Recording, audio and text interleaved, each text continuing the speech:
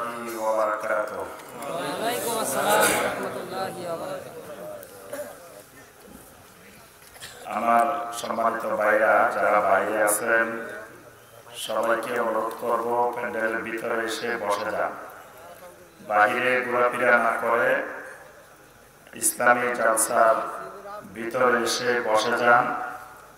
আজকে আমরা আপনাদের মেহমান না আপনাদের? জি।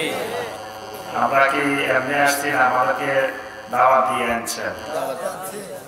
জি। তো মেহমানদারি তো করতেই হবে নাকি? মেহমানদারি বলাতে করা লাগে না নাকি? এই গ্রামে মেহমানদারি করতে হয়। জি ইনশাআল্লাহ। আলহামদুলিল্লাহ। তাহলে তো এই গ্রামের মানুষ মেহমানদারি বুঝেন।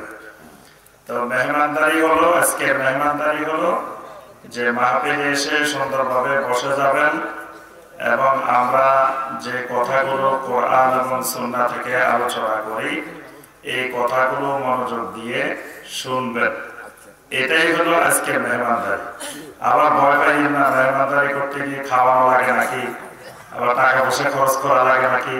আজকে টাকা পয়সা খরচ করতে হবে না, খাওয়াইতে হবে না, আরেকদিন খাওয়াই ইনশাআল্লাহ। আজকে মেহমানদারি হলো মাহফিলে এসে সুন্দরভাবে বসে থাক। ইন্নাল হামদুলিল্লাহ নাহমাদুহু ওয়া নাস্তাঈনুহু ওয়া নাস্তাগফিরুহু ওয়া নাউযু বিল্লাহি মিন শুরুরি আনফুসিনা ওয়া মিন সাইয়্যাতি আ'মালিনা। من يهده الله فلا مضل له ومن يضلل فلا هادي له وأشهد أن لا إله إلا الله وحده لا شريك له وأشهد أن محمدا عبده ورسوله. يا أيها الذين آمنوا اتقوا الله حق تقاته ولا تموتن إلا وأنتم مسلمون. يا أيها الناس اتقوا ربكم الذي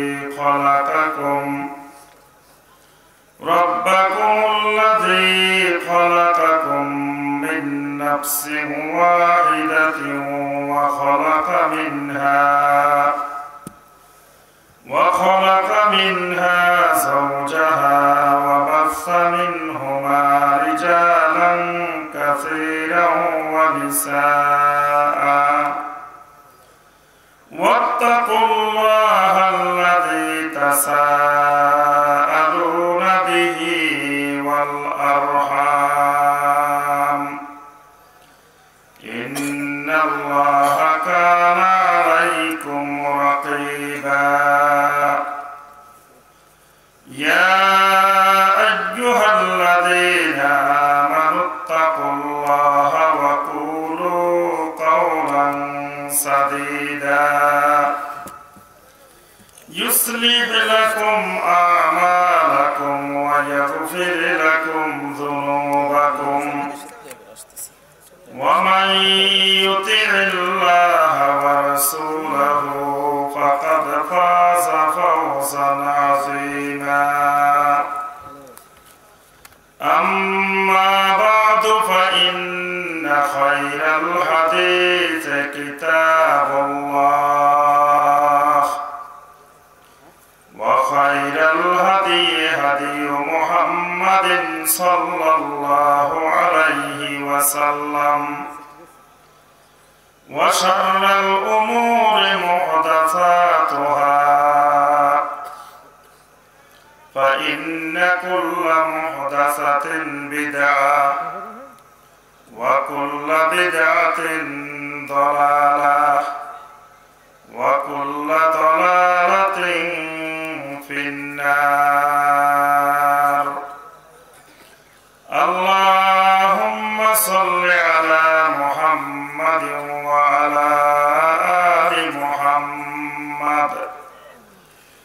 كما صليت على إبراهيم وعلى آل إبراهيم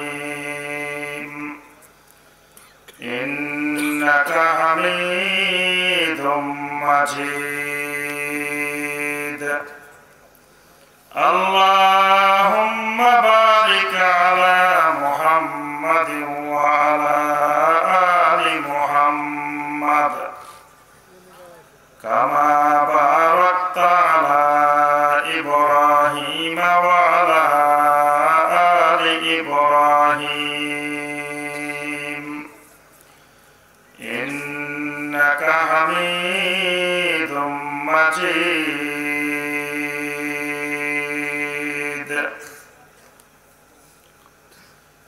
টাঙ্গাইল জেলার কালিহাতী উপজেলার রামপুর দক্ষিণ পাড়া যুব সমাজের উদ্যোগে ঈমান ও আমলের উন্নতি কল্পে আয়োজিত চতুর্থ বার্ষিক ইসলামী জালসার সম্মানিত সভাপতি,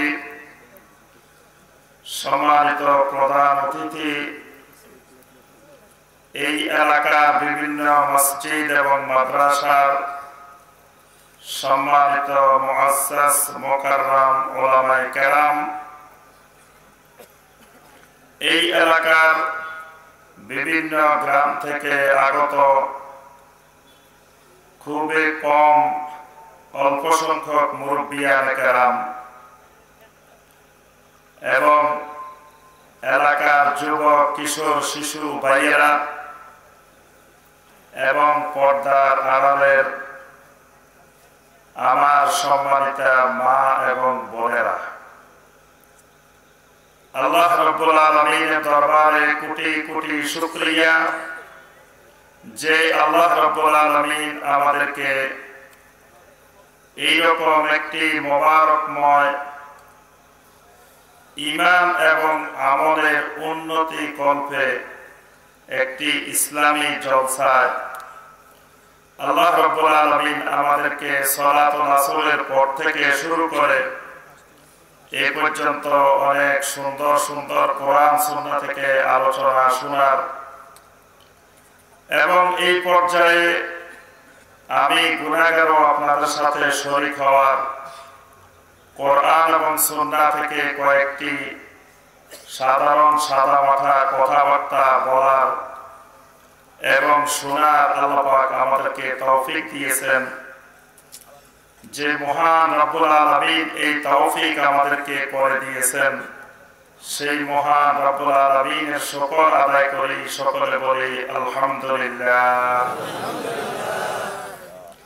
আলহামদুলিল্লাহ আওয়াজটা একটু কম হয়েছে, মনে হইতেছে আপনারা খুশি হন নাই, মনে হচ্ছে হুজুর এত কষ্ট করে আসছে কেন, আমরা তো খুশি না আজকের মাহফিলে, হাব ভাবটা এরকম মনে হয়েছে। আপনাদের আলহামদুলিল্লাহ স্বতঃস্ফূর্ততা দেখে বোঝা যাবে যে আজকের মাহফিলে আপনারা কতটুকু আগ্রহী, কতটুকু উৎসাহী। তাহলে আল্লাহ রাব্বুল আলামিনের শুকর আদায় করি, আমরা সকলে বলি আলহামদুলিল্লাহ, মাশাআল্লাহ। এবার বুঝা গেছে যে ঈমান আমল আল্লাহর রহমতে উন্নতি হইতেছে।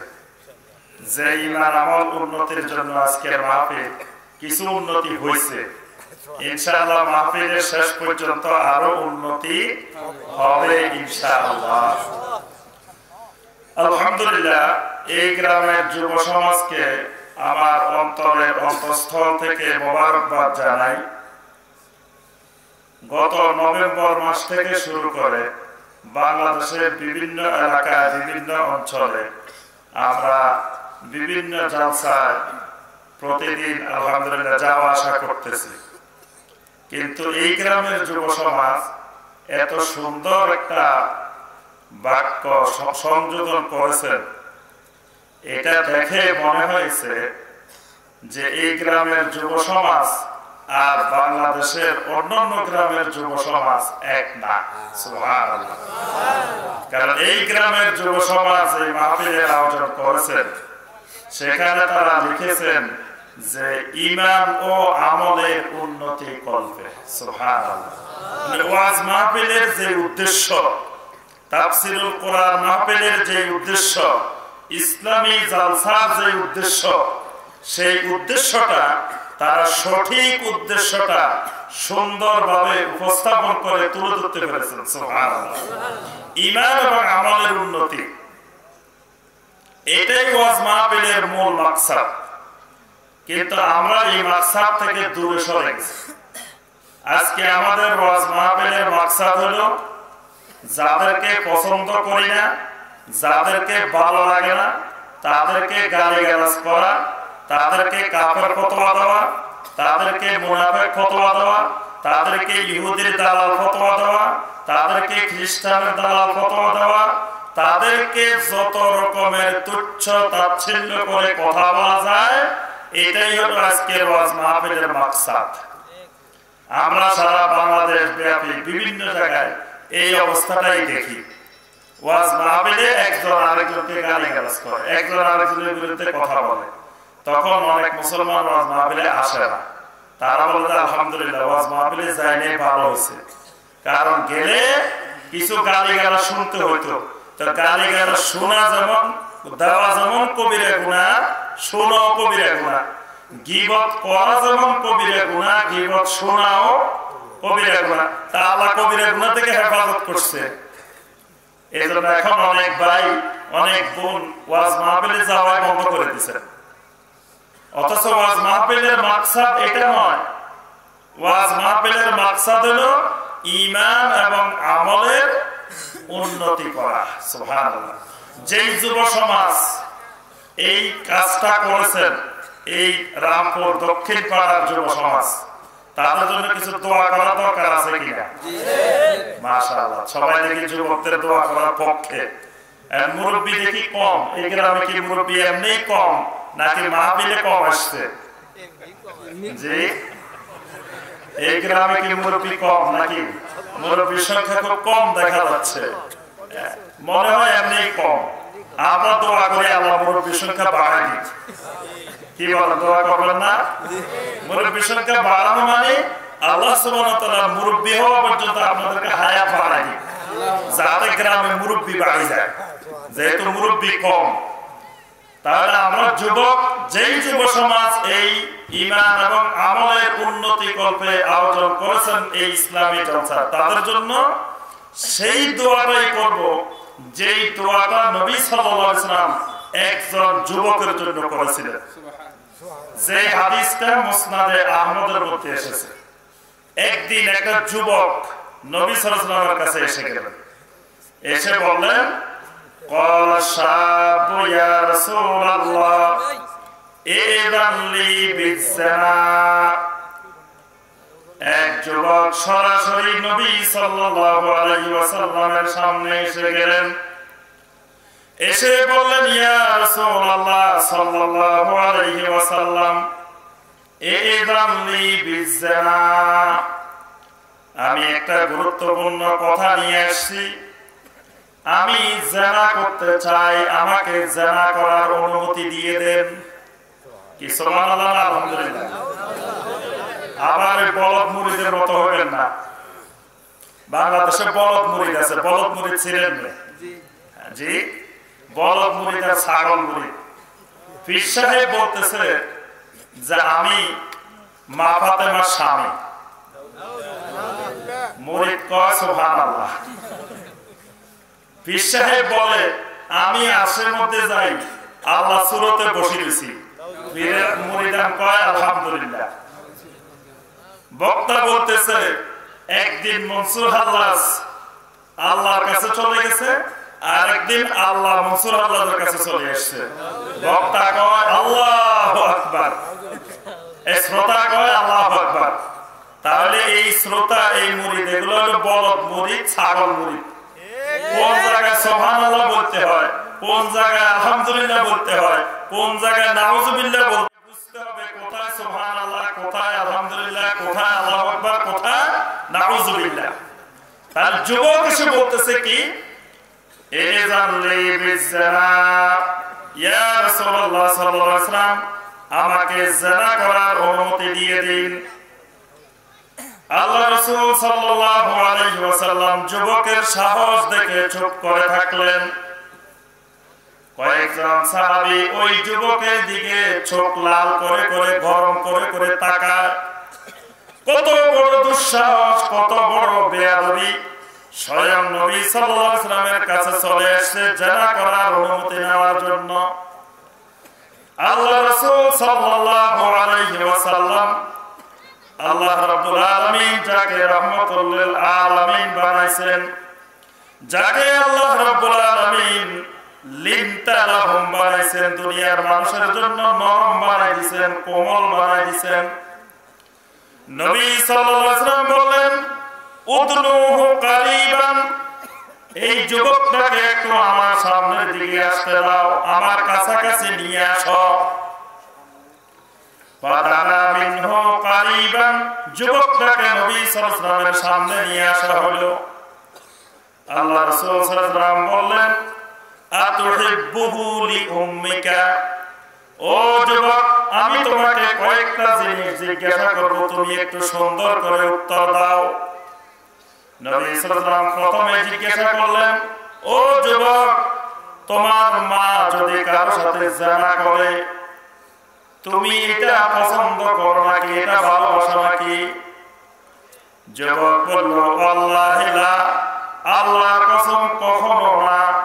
আমার মায়ের সাথে যদি কেউ জিনা করে, ওই যুবককে, ওই লোকটাকে আমি হত্যা করে ফেলবো। আল্লাহ রাসূল সাল্লাল্লাহু আলাইহি ওয়াসাল্লাম বললেন, আতুহিব্বুহু লিউখতিকা, তোমার বোনের সাথে কেউ জিনা করবে, এটা তুমি পছন্দ করো নাকি? যুবক বলে, আল্লাহি লা আকতুলুহু, আল্লাহর কসম, আমার বোনের সাথে যদি কেউ জিনা করতে আসে, তাকে আমি হত্যা করে ফেলবো। নবী সাল্লাল্লাহু আলাইহি ওয়াসাল্লাম জিজ্ঞাসা করলেন, তোমার মেয়ের সাথে যদি কেউ জিনা করতে আসে, তুমি পছন্দ করো নাকি? তোমার খালার সাথে, তোমার ফুফুর সাথে কেউ যদি জিনা করতে আসে, এটা পছন্দ করো নাকি? যুবকের একই উত্তর, ওয়াল্লাহি লা আকতুলুহু, আল্লাহর কসম, তাকে আমি হত্যা করে ফেলবো। আল্লাহ রাসূল সাল্লাল্লাহু আলাইহি ওয়াসাল্লাম বললেন, ও যুবক, তুমি যে নারীর সাথে জিনা করবা, ওই নারীটা কোন লোকের মা, কোন লোকের মেয়ে, কোন লোকের বোন, কোন লোকের খালা, কোন যুবকের ফুফু, এর বাহিরের কেউ নয়। তুমি তোমার মাকে, তোমার খালাকে, তোমার ফুফুকে, তোমার মেয়েকে অন্য কারোর সাথে জিনা করা পছন্দ করো না, তাহলে ওই মানুষটাও তো এই কাজটা পছন্দ করে না। যুবককে এই কথা বলার পরে যুবকের অন্তরের দরজা খুলে গেল। যুবকের দুই চোখ বেয়ে পানি পড়া শুরু হলো। আল্লাহ রাসূল সাল্লাল্লাহু আলাইহি ওয়াসাল্লাম যুবকটার জন্য দোয়া করে দিলেন, আল্লাহুম্মা গফির যামবাহু ওয়া তাহহির কলবাহু ওয়া হাসসিন ফারজাহু। আল্লাহ রাসূল সাল্লাল্লাহু আলাইহি ওয়াসাল্লাম ওই যুবকের জন্য তিনটা দোয়া করে দিলেন। কয়টা দোয়া? এক নম্বর দোয়া, আল্লাহুম্মা গফির যামবাহু, রব্বুল আলামিন এই যুবকের জিন্দেগীর সকল গুনাহ মাফ করে দাও। সুবহানাল্লাহ। আমরা দোয়া করি, রব্বুল আলামিন এই রামপুর দক্ষিণ পাড়ার যুব সমাজ, সকল যুব সমাজের জীবনের সমস্ত গুনাহগুলো মাফ করে দাও। আমিন বলতে কষ্ট হয়। অনেকে কয় যুবকের গুলো মাফ হয়ে যাবে, আমাদের গুলো কই যাবে? মুরব্বীরা কয় আমাদের গুলো তো মাফ দোয়া করে না, খালি যুবকের জন্য দোয়া করে। আমরা আপনাদের জন্য দোয়া করব, আগে যুবকের জন্য করি। যারা মাহফিলের ইন্তজাম করছেন, আয়োজন করছেন, আগে তাদেরটা করি। তাহলে আমিন বলতে কষ্ট বোধ করা যাবে না। যুবকদেরটা মাফ হয়ে যাক, যুবকদেরটা মাফ হইলে পুরো সমাজ শান্তি পাবেন। আল্লাহুম্মা গফির যামবাহু, নবী সাল্লাল্লাহু আলাইহি ওয়াসাল্লাম প্রথম দোয়া করলেন, রব্বুল আলামিন তার জীবনের সকল গুনাহ মাফ করে দাও। আমরা দোয়া করি এই রামপুর দক্ষিণ পাড়া যুব সমাজের সকলের গুনাহ আল্লাহ রাব্বুল আলামিন মাফ করে দাও। আমিন। নবী সাল্লাল্লাহু আলাইহি ওয়াসাল্লাম দুই নম্বর দোয়া করলেন, ওয়া তাহহির কলবাহু, রব্বুল আলামিন তার অন্তরটাকে পবিত্র করে দাও। আমরা দোয়া করি এই রামপুর দক্ষিণ পাড়া যুব সমাজের সকলের অন্তরগুলোকে রব্বুল আলামিন পবিত্র বানিয়ে দাও। নবী সাল্লাল্লাহু আলাইহি ওয়াসাল্লাম 3 নম্বর দোয়া করলেন, ওয়া হাসসিন ফারজাহু, রব্বুল আলামিন তার যৌবনকে তুমি পবিত্র বানিয়ে দাও। আমরা দোয়া করি এই এলাকার যুব সমাজের যৌবনকে রব্বুল আলামিন তুমি পবিত্র বানিয়ে দাও। এই যুব সমাজের চরিত্র যদি পবিত্র হয়ে যায়, অন্তর যদি পবিত্র হয়ে যায়, ইনশাআল্লাহ এই এলাকার মধ্যে কোনো ইফতিজিং থাকবে না, কোনো দর্শন থাকবে না, কোনো নারী নির্যাতন থাকবে না। আমার কোনো মা বোন ঘর থেকে বের হওয়ার সময় অন্তরে আল্লাহ ছাড়া জমিনে কোনো মানুষের ভয় থাকবে না। সুবহানাল্লাহ। যদি যুব সমাজের জন্য এই দোয়া কবুল হয়ে যায়, আমার সম্মানিত ভাইরা, যেই সাহাবী হাদিস বর্ণনা করেছেন ওই সাহাবী বলতেছেন নবী সাল্লাল্লাহু আলাইহি ওয়াসাল্লাম এই দোয়া করার পরে ফালাম ইয়াকুন বাদা যালিকা ইয়ালতাফিত ইলা শাই, ওই যুবকটাকে জীবনে আর কোনদিন কোন নারীর দিকে কোন মেয়ের দিকে চোখ তুলে তাকাইতে আমরা জীবনে আর কোনদিন দেখি নাই। সুবহানাল্লাহ। জীবনে আর কোনদিন আমরা দ্বিতীয়বার দেখি নাই এই যুবক কোন মেয়ের দিকে চোখ তুলে তাকাইছে। সুবহানাল্লাহ। আমরাও দোয়া করি এই এলাকার যুব সমাজকে আল্লাহ পাক এইরকম যুবক বানাই দিন, শাবাবে মক্কার মতো শাবাবে মদিনার মতো বানাই দিন। এরপরে আসে আমরা আজকের যে মাহফিল ঈমান আমলের উন্নতি। আচ্ছা, ঈমান আমলের উন্নতি হইলে কি লাভ, না হইলে ক্ষতিটা কি? নিশ্চয় ঈমান আমলের উন্নতি হলে কিছু লাভ আছে। তো বিনা লাভে, আমাদের বাঙালি কথা আছে, বিনা লাভে হিলের হোজো বয় না। কথাটাকে বুঝছেন? লাভ না হইলে বাঙালিকে দিয়ে আপনি কোনো কাজ করাতে পারবেন না। যদি বাঙালি বুঝে এটার মধ্যে লাভ আছে তাহলে বাঙালিকে দিয়ে গাধার মতো কাজ করাতে পারবেন। কিন্তু বাঙালি যদি বুঝে এটার মধ্যে আমার লাভ নাই তাহলে আর বাঙালিকে দিয়ে কাজ করানো সম্ভব নয়। তাহলে ঈমান এবং আমলের উন্নতি হলে কি লাভ, উন্নতি না হলে ক্ষতিটা কি? উন্নতি হলে 1 নম্বর লাভ হইল আল্লাহ রাব্বুল আলামিন ঈমান আমলের উন্নতি হলে জান্নাত দান করবেন। সুবহানাল্লাহ। ঈমান আমলের উন্নতি হলে 1 নম্বর জান্নাত পাওয়া যাবে। সুবহানাল্লাহ। আল্লাহ রাব্বুল আলামিন কোরআনে কারীমের মধ্যে ইরশাদ করেন, ওয়াবাশশিরিল লাযীনা আমানু ওয়া আমিলুস সালিহাতি আন্না লাহুম জান্নাত। আল্লাহ রাব্বুল আলামিন বলেন, যাদের ঈমানটা ঠিক আছে, বিশুদ্ধ আছে, আমলে সালেহ আছে, তাদেরকে সুসংবাদ দিয়ে দিন, আন্না লাহুম জান্নাত। আল্লাহ রাব্বুল আলামিন তাদের জন্য জান্নাত রেখেছেন। সুবহানাল্লাহ। ঈমান আমলের উন্নতি হলে জান্নাত পাওয়া যায়। ইন্নাল্লাযীনা আমানু ওয়া আমিলুস সালিহাত উলাইকা হুম খায়রুল বারিয়া জাযাউহুম ইনদা রাব্বিহিম জান্নাত। কোরআনে কারীমের অসংখ্য আয়াতে কারিমায় আল্লাহ রাব্বুল আলামিন ঈমান আমলের উন্নতি হলে জান্নাত পাওয়া যায় এই কথাটা বারবার আল্লাহ রাব্বুল আলামিন ঘোষণা দিয়েছেন। ঈমান আমলের উন্নতি হলে শুধু জান্নাত পাওয়া যায় না, জান্নাতের ভিতরে উচ্চ দরজা, উচ্চ মাকামও পাওয়া যায়। সুবহানাল্লাহ। এবং সম্মানজনক রিজিক, সম্মানজনক জীবিকাও ঈমান আমলের উন্নতি হলে পাওয়া যায়।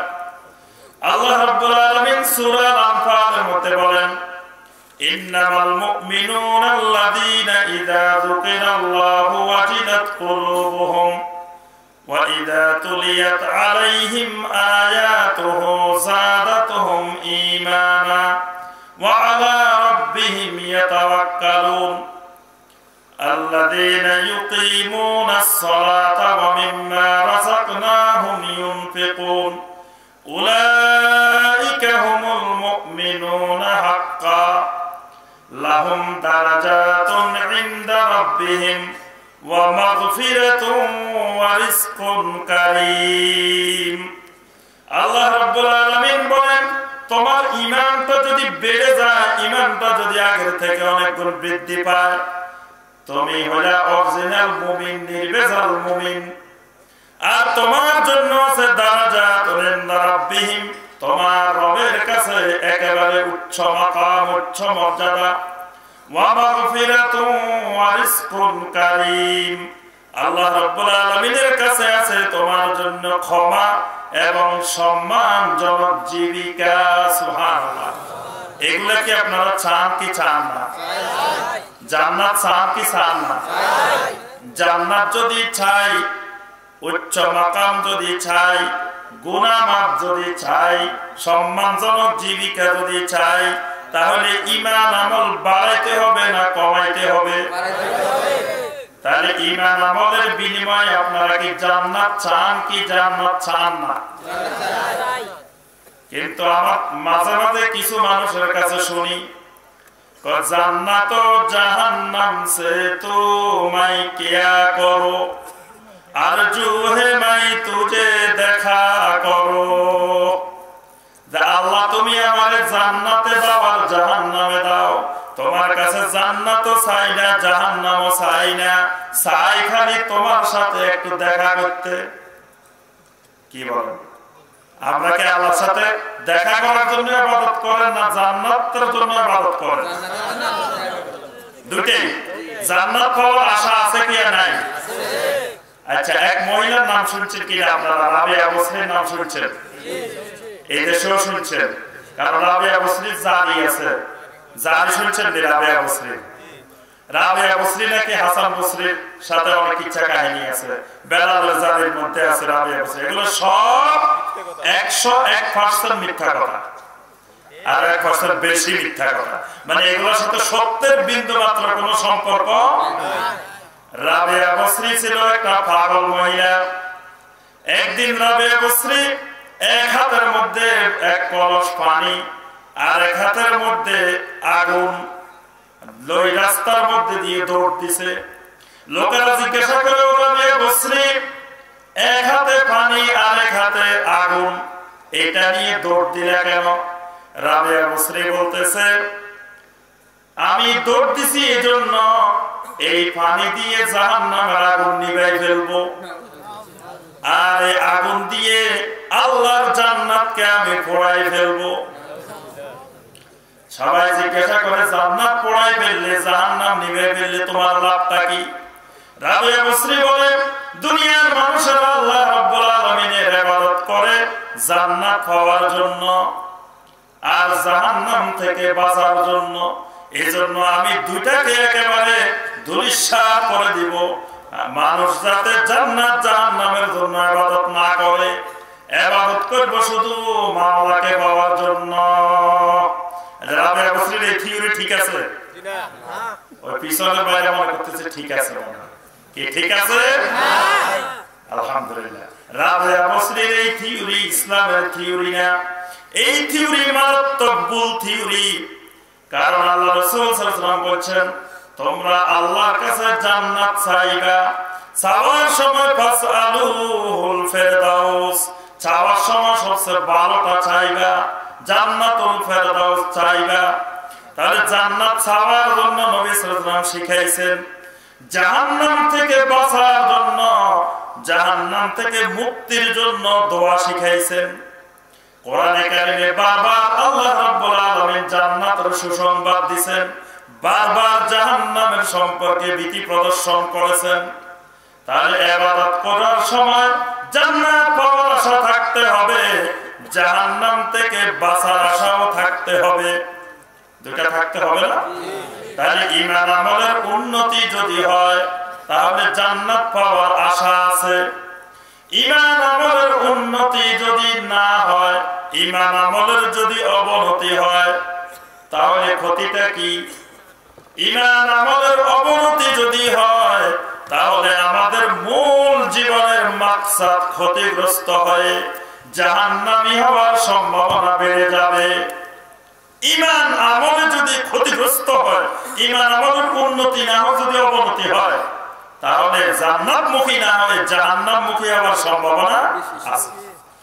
সম্মানিত ভাইরা এবং বোনেরা, আজকের আলোচনায় আমি সংক্ষিপ্তভাবে কয়েকটা পয়েন্ট আলোচনা করব। ঈমান আমলের উন্নতির ক্ষেত্রে আমাদের বাধাগুলা কোন জায়গায়, কোন কোন বাধার কারণে ঈমান আমলের উন্নতি হয় না।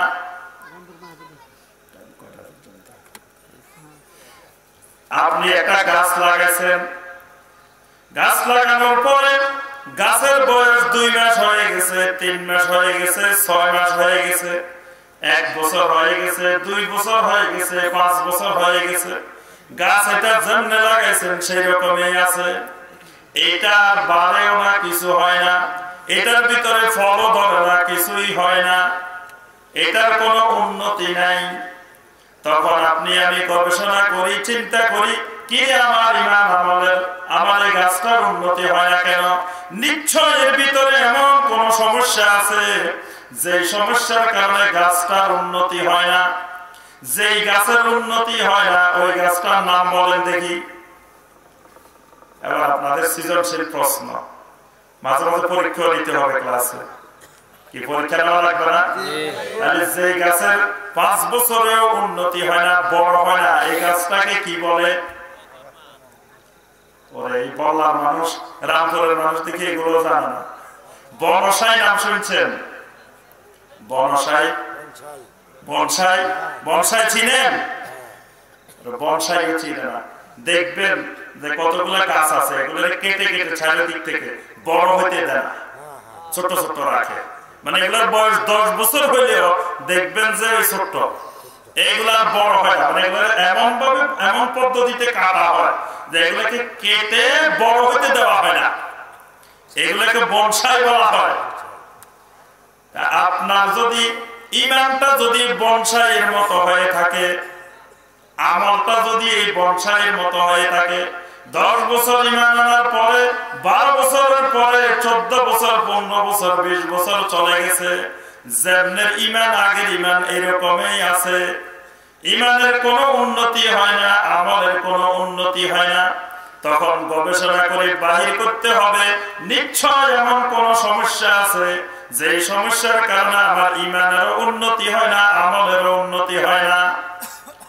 ডাক্তারের কাছে গেলে ডাক্তার যখন অ্যানালাইসিস করে, কি রে এই ছেলেটা 6 মাস বয়স হয়েছে, 1 বছর বয়স হয়েছে, 6 মাস হলে হামাগুড়ি দেওয়ার কথা, 4 পায়ে হাঁটার কথা, কিন্তু এটা 1 পায়েও হাঁটে না। মানুষ 6 মাস বয়স হলে কয় পায়ে হাঁটে? আর 2 বছর হলে, আর যখন 60 বছর হয়, মাশাআল্লাহ, এটা তো সবাই জানে।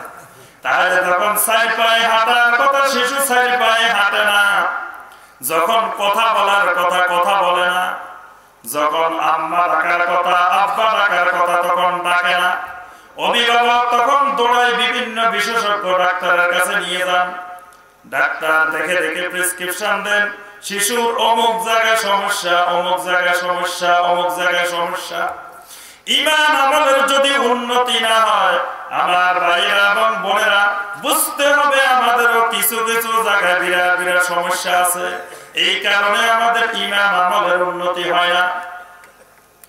কয়েকটা গুরুত্বপূর্ণ সমস্যার কথা আমরা আলোচনা করি। 1 নম্বরে যে সমস্যাটা ঈমান আমলের উন্নতি না হওয়ার পিছনে, সেই সমস্যাটা হলো আমরা মুসলিম ভ্রাতৃত্ব হারিয়ে ফেলেছি। 1 নম্বর রোগ হয়েছে কোনটা? মুসলিম ভ্রাতৃত্ব, মুসলিম জামাত, মুসলিম ঐক্যবদ্ধতা, এটা হারাই ফেলছে। এই জন্য ঈমান আমলের উন্নতি হয় না। সমগ্র মুসলিম উম্মার উপরে আল্লাহ রাব্বুল আলামিন ফরজ করে দিয়েছেন, আল্লাহ পাক ফরজ করেছেন, ওয়াতাসিবু বিহাবলিল্লাহি জামিআ ওয়া লা তাফাররাকু। সূরা আলে ইমরানের 103 নম্বর আয়াত। আল্লাহ রাব্বুল আলামিন বলেন, সমস্ত মুমিন আল্লাহ রাব্বুল আলামিনের রশিকে মজবুত করে ধরো, কোরআনকে ধরো, সুন্নাহকে ধরো, দ্বীনকে ধরো, তাওহীদকে ধরো, জামিআ ঐক্যবদ্ধ হয়, জামাতবদ্ধ হয়, ওয়ালা তাফাররাকু খবরদার খবরদার কোন ফেরকা সৃষ্টি করিও না, কোন দলবাজি সৃষ্টি করিও না, কোন ইফতিরাক দলাদলি সৃষ্টি করিও না। আল্লাহ রাব্বুল আলামিন সূরা আল হুজুরাতের 10 নম্বর আয়াতে কারিমায় বলেন, ইন্নামাল মুমিনুনা ইখওয়াতুন ফাসলিহু বাইনা আখওয়াইকুম। মুমিনেরা শুনে রাখো, সমস্ত মুমিন একজন আরেকজনের ভাই। মুমিন একজন আরেকজনের ভাই। কিন্তু আজকে আমাদের ভিতরে মুমিন এক মুমিন আর এক মুমিনের ভাই আছে, আছে মনে হয় এই গ্রামে আছে, আলহামদুলিল্লাহ, এটা ভালো জিনিস। যেহেতু এই এলাকায় এখনো সবাই একজন আরেকজনের ভাই মনে করে। কি আপনাদের এলাকায় সবাই একজন আরেকজনকে ভাই মনে করেন? সবাই কথায় কয় না। আল্লাহ পাক বলেন, ইন্নামাল মুমিনুনা ইখওয়া, সমস্ত মুমিন ভাই, সমস্ত মুমিনের মধ্যে ভ্রাতৃত্বের সম্পর্ক থাকবে। এই ভ্রাতৃত্বের সম্পর্ক আপনাদের মধ্যে আছে কিনা? হয় আছে, না হয় নাই, দুটার একটা হলো। আছেও বলে না, নাইও বলে না, মানে চিন্তা করে কি বলবে না কি বলবে, কোনটা বললে আবার কোন দিকে চলে যায়। এক লোক শ্বশুর বাড়ি গেছে, শাশুড়ির সাথে কথা বলে না, কারোর সাথে কথা বলে না। সবাই অভিযোগ দিছে, জামাই কোন জামাই কাছে মেয়ে বিয়ে দিলাম, শ্বশুর বাড়িতে আসলে কোনো কথাই বলে না। জামাই চিন্তা করে এবার কিন্তু গেলে কথা বলতেই হবে, কারণ বড় ধরনের অপবাদ জামাই কথা বলে না। জামাই এবার গেছে, কথাও ঠিক করে রাখছে। শাশুড়ি এসছে, শাশুড়িকে সালাম দিছে। সালাম দেওয়ার পরে জিজ্ঞাসা করে, আম্মা একটা কথা বলতাম। বলো বাবা। কথাটা হলো, আম্মা আপনার বিয়ে হয়েছে নাকি? কথাটা হলো, আম্মা আপনার বিয়ে হয়েছে নাকি? শাশুড়িকে আল্লাহু আকবার, কোন জামাইয়ের কাছে বিয়ে দিলাম যে জামা তার তো সবগুলো ছিঁড়ে গেছে। কারণ আমার যদি বিয়ে না হয়, আমার মেয়ে হইলো কোথা থেকে, হে বিয়ে করলো কোথা থেকে, কার মেয়ে বিয়ে করছে, কোথা থেকে বিয়ে করছে। এখন আমাকে জিজ্ঞেস করে যে আপনার বিয়ে হয়েছে, কথা তো একটু বলতেই হবে। কথাটা আগে চিন্তা ভাবনা করে ঠিক করে বলবেন, হয় হ্যাঁ না হয় না। কথাই বলেন না, আমি বুঝবো কেন আপনারা কি বলতে চাচ্ছেন। আল্লাহ সুবহানাহু ওয়া তাআলা বলতেছেন, ইন্নামাল মুমিনুনা ইখওয়া, সমস্ত মুমিনেরা একজন আরেকজনের ভাই। এই ভ্রাতৃত্বের সম্পর্ক রক্ষা করা প্রত্যেক মুমিনের উপরে ফরজ। এই সম্পর্কটা ঈমানের সম্পর্ক। এই সম্পর্কটা দুনিয়ার কোন স্বার্থের সাথে জড়িত না। মনে রাখবেন, মহব্বত কয় কারণে হয়? এক নম্বর কারণ হলো মহব্বতে তবিঈ, স্বভাবগত কারণে, বংশগত কারণে, রক্তের কারণে মহব্বত তৈরি হয়। যেমন মা বাবা সন্তানের সাথে, সন্তান মা বাবার সাথে, ভাই বোনের সাথে, এরকম স্বভাবগতভাবে রক্তের কারণে একটা মহব্বত তৈরি হয়। আরেকটা মহব্বত তৈরি হয় মহব্বতে আকলি, দেখতে পছন্দ হয় না, ভালো লাগে না, কিন্তু বাধ্য হয়ে মহব্বত করতে হয়। এরকম মহব্বত আছে না? কি বলেন তো দেখি। এবার আপনাদের আইকিউ যাচাই করে যে বুদ্ধি কেমন আছে। এরকম জিনিস কোনটা বলেন তো দেখি। ওষুধ, ওষুধ, মেডিসিন। মেডিসিন যেই তিতা, মেডিসিন খাইতে মজা লাগে না। ওষুধ খাওয়া মজার জিনিস না। কেউ মজা করি স্বাদে ওষুধ খায়, এরকম মানুষ দেখছেন? কিন্তু পছন্দ না হলেও বাধ্য হয়ে ওষুধের সাথে মহব্বত করতে হয়। খাইতে মন চায় না, তাও খায়, কারণ না খাইলে পরবর্তীতে সমস্যা হতে পারে। এই জন্য পছন্দ হয় না, তারপরেও বাধ্য হয়ে মহব্বত করে। এইরকম মহব্বতকে বলা হয় মহব্বতে আকলি। আরেকটা মহব্বত আছে, যে মহব্বতটা তবিয়তের কারণেও হয় না, আকলের কারণেও হয় না। এই মহব্বতটা তৈরি হয় একমাত্র ঈমানের কারণে। সুবহানাল্লাহ। এটার নাম মহব্বতে ঈমানি, ঈমানের মহব্বত। ঈমানের মহব্বত এত কঠিন, এত শক্ত। আনসার এবং মুহাজির, এই সাহাবায়ে কেরামদের মধ্যে যেই মহব্বতটা হয়েছিল, এই মহব্বতের নাম হলো মহব্বতে ঈমানি। কেউ কারোর সাথে রক্তের সম্পর্ক নাই, কেউ কারোর সাথে ভাইয়ের সম্পর্ক নাই, বোনের সম্পর্ক নাই, বরং যাদের সাথে ভাই বোনের সম্পর্ক ছিল, বদরের ময়দানে একদিকে 313 জন সাহাবী আর একদিকে 1000 মুশরিক। এই 313 জনের সাথে ওই 1000 মানুষের অনেকেরই রক্তের সম্পর্ক ছিল, কিন্তু ঈমানের ভিন্নতার কারণে, তাওহীদ এবং শিরকের কারণে সাহাবায়ে কেরাম নিজের বাবার বিরুদ্ধে যুদ্ধ করার জন্য প্রস্তুত হয়েছে, নিজের ভাইয়ের বিরুদ্ধে যুদ্ধ করার জন্য প্রস্তুত হয়েছে, নিজের চাচা জ্যাঠা আত্মীয় স্বজনের বিরুদ্ধে যুদ্ধ করার জন্য প্রস্তুত হয়েছে। ওহুদের যুদ্ধেও একই অবস্থা হয়েছে। কিন্তু আবার ঈমানের কারণে কোথায় সেই হাবশা নগরীর বেলাল, সেই বেলাল ঈমানের কারণে হয়ে গেছে মসজিদে নববীর প্রধান মুয়াজ্জিন। যোগ্যতাটা কি? ঈমান। সেই মক্কা থেকে হিজরত করে যাওয়া সাহাবায়ে কেরাম, মদিনার আনসার সাহাবীরা নিজেদের বাড়িঘর ভাগ করে, জায়গা জমিন ভাগ করে করে তাদেরকে দিয়ে দিয়েছেন। কি কারণে দিয়েছেন? ঈমানের কারণে। ঈমান এমন এক কঠিন জিনিস, যে ঈমানের কারণে এমন মহব্বত তৈরি হয়, যেই মহব্বত দুনিয়ার কোন শক্তি দিয়ে, কোন টাকা পয়সা দিয়ে, কোন কিছু দিয়ে এটাকে কেটে দুই ভাগ করা যায় না। কিন্তু আমার ভাইয়েরা, আজকে আমরা সবাই ঈমানদার, সকলের ভিতরে ঈমান আছে, কিন্তু ঈমানের মহব্বত নাই। আপনাদের সবার ভিতরে ঈমান আছে নাকি? জি ইনশাআল্লাহ। ওইখান দিয়ে নাই মনে হয় আছে। আপনাদের ঈমান কি সবার আছে নাকি? যদি সবার ঈমান থাকে, একজন ঈমানদার আরেকজন ঈমানদারের সাথে ঈমানের কারণে গভীর এক মহব্বত তৈরি হয়ে যাবে, কিন্তু তৈরি হয় না। দেখা যায় ঈমানের কারণে মহব্বত তৈরি, একজন আরেকজনের সাথে একসাথে মসজিদে নামাজ পড়ে, একজন আরেকজনকে বলে ইহুদির দালাল, একজন আরেকজনকে বলে খ্রিস্টানের দালাল। যখন আপনি কোন মুসলমানকে বলবেন এই তুমি ইহুদির দালাল, আপনি বলবেন কেমনে? এই তুমি ইহুদির দালাল। এক আঙ্গুল দিয়ে যখন একজন ভাইকে বলতেছেন ইহুদির দালাল, আপনাকে 3 আঙ্গুল বলতেছে বাবারে তুমি আরো 3 গুণ বেশি দালাল। কারণ আপনি যে ইহুদির দালাল আমি জানলাম কেমনে? আগে থেকে ইহুদিদের সাথে আমার হট কানেকশন আছে।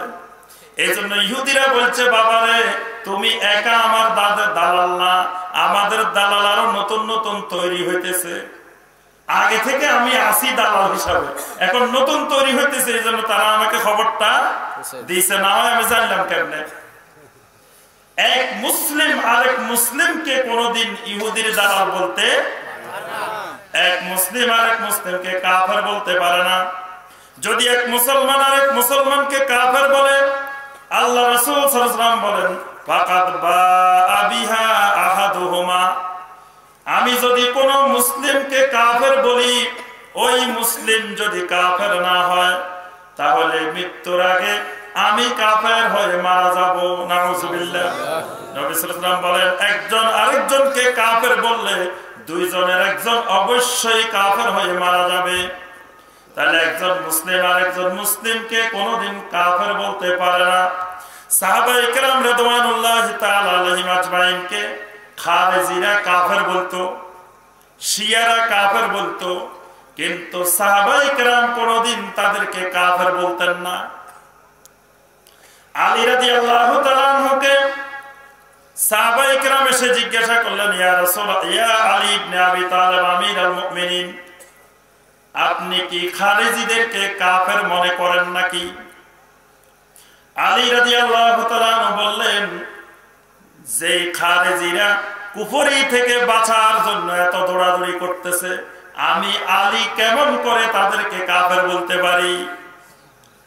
জিজ্ঞাসা করা হলো, তাদেরকে আপনি মুনাফিক বলতে পারেন নাকি? আলী রাদিয়াল্লাহু তাআলা বললেন, মুনাফিক কোনদিন আল্লাহর জিকির করে না, কিন্তু এই খারেজিরা রাত দিন 24 ঘন্টা আল্লাহর জিকির করে। আলী রাদিয়াল্লাহু তাআলা বললেন, আমি এই খারেজিদেরকে কাফেরও বলতে রাজি না, মুনাফিক বলতেও রাজি না। তো সাহাবায়ে কেরাম জিজ্ঞাসা করলেন, আপনি কি বলবেন? কাফেরও বলবেন না, মুনাফিকও বলবেন না, বলবেনটা কি? তখন আলী রাদিয়াল্লাহু তাআলা বললেন, আমি বলবো ইন্নাহুম দালালাহ, তারা পথভ্রষ্ট হয়ে গেছে, পথভ্রান্ত হয়ে গেছে। কাফেরও বলবো না, তাদেরকে মুনাফিকও বলবো না, কারণ এক মুসলমান আরেক মুসলমানকে কাফের মুনাফিক বলতে পারে না। এক মুসলমান আরেক মুসলমানকে গালি দিতে পারে না। সাবাবুল মুসলিমে ফুসুকুন ওয়া কিতালুহু কুফরুন। এক মুসলিম আর এক মুসলিমকে গালি দেওয়া ফাসিকি, কবিরা গুনাহ। সুতরাং মুসলিম মুসলিমকে কোনোদিন গালিগালাজ করতে পারে না। এক মুসলিম আরেক মুসলিমকে হত্যা করতে পারে না। এক মুসলিমের কাছে আরেক মুসলিমের জীবনটা আমানত, এবং যদি কেউ কোন মুসলিমকে হত্যা করে তার জন্য স্থায়ী জাহান্নাম। আল্লাহ রাব্বুল আলামিন কোরআনে কারিমে সরাসরি ঘোষণা দিয়ে দিয়েছেন, ওয়া মান ইয়াকতুল মুমিনা মুতাআম্মিদান ফাজাযাউহু জাহান্নাম। আল্লাহ রাব্বুল আলামিন বলেন, ইচ্ছাকৃতভাবে যদি কোনো মুসলমানকে হত্যা করা হয় তার পরিণতি, তার ঠিকানা হলো জাহান্নাম। নাউযুবিল্লাহ। তাহলে মুসলমান মুসলমানকে হত্যা করতে পারে না, মুসলমান মুসলমানকে কাফের মুনাফিক বলতে পারে না, মুসলমান মুসলমানকে গালিগালাজ করতে পারে না, মুসলমান মুসলমানকে ইহুদির দালাল খ্রিস্টানের দালাল বলতে পারে না।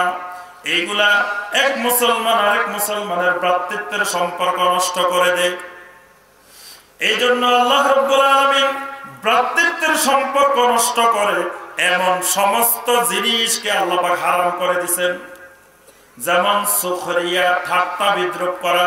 ঠাট্টা বিদ্রুপের কারণে ভ্রাতৃত্বের সম্পর্ক নষ্ট হয়। গীবতের কারণে ভ্রাতৃত্বের সম্পর্ক নষ্ট হয়। একজন আরেকজনকে মন্দ নামে ডাকলে ভ্রাতৃত্বের সম্পর্ক নষ্ট হয়। একজন আরেকজনের ব্যাপারে কুদারণা পোষণ করলে ভ্রাতৃত্বের সম্পর্ক নষ্ট হয়। আল্লাহ রাব্বুল আলামিন আয়াতে কারিমা নাযিল করে সবগুলাকে আল্লাহ হারাম ঘোষণা করেন। অথচ আমার ভাইরা এবং বোনেরা, আজকে আমাদের সমাজে এই তাকফিরি ফিতনা, একজন আরেকজনকে কাফের বলা, গালাগালি করার ফিতনা বেড়ে গেছে। তো যেই সমাজে নিজেরা নিজেরা একজন আরেকজনকে কাফের বলে, একজন আরেকজনকে মুনাফিক বলে, একজন আরেকজনকে গালিগালাজ করে, সেই সমাজের ঈমান আমলের উন্নতি হইব কোথা থেকে? সেই সমাজে ঈমান আমলের উন্নতি হয় কেমনে? কারণ মসজিদের ভিতরে 5% মানুষ নামাজ পড়তে আসছে। আমাদের সমাজে নামাজি কত পার্সেন্ট বলেন তো দেখি? জি, এই তো সৃজনশীল প্রশ্ন। এখন কিন্তু সৃজনশীলের যুগ। বলে দিলাম যে 5% লোক নামাজ পড়তে আসছে, জিজ্ঞেস করলাম কত পার্সেন্ট লোক নামাজ পড়ে, এবার বলো না দেখি। গড়ে হিসাব হইলো সারা বাংলাদেশে 95 ভাগ 5 ওয়াক্ত পড়ে না, 5 ভাগ 5 ওয়াক্ত পড়ে। কোন এলাকায় বেশি, কোন এলাকায় কম। এজন্য পুরা জরিপ সারা বাংলাদেশের হিসাবে শতকরা 5 জনে 5 ওয়াক্ত নামাজ পড়ে, আর 95 জন পড়ে না। যেই 5% শতকরা 5 জন মসজিদে আসছে, মসজিদে আসার পরে এরা এমন দলাদলি, এমন গ্রুপিং, এমন মারামারি শুরু করছে। যেই লোকটা মসজিদে আসে নাই, যে 95 ভাগ বাইরে বসে আছে, তারা বলতেছে আলহামদুলিল্লাহ মসজিদে যাই নাই, অনেক ভালো হয়েছে। কারণ মসজিদে যেগুলা গেছে তারা নিজেরা নিজেরা মারামারি শুরু করছে, নিজেরা নিজেরা ঝগড়াঝাটি শুরু করছে, নিজেরা নিজেরা একজন আরেকজনের গালিগালাজ শুরু করছে।